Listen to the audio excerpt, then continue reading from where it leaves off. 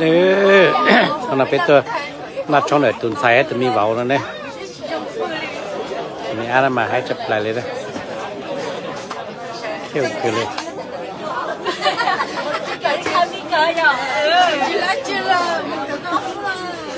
จีขโมยเลยอย่างนี้อันเหนืออย่าจัดน้ำมาจีเลยจีจะก้าวขึ้นมาอย่า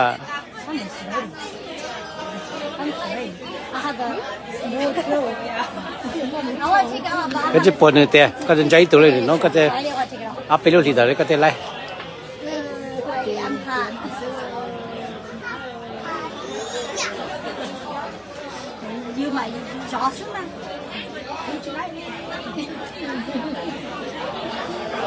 来嘛，又给谁的？这个好厉害。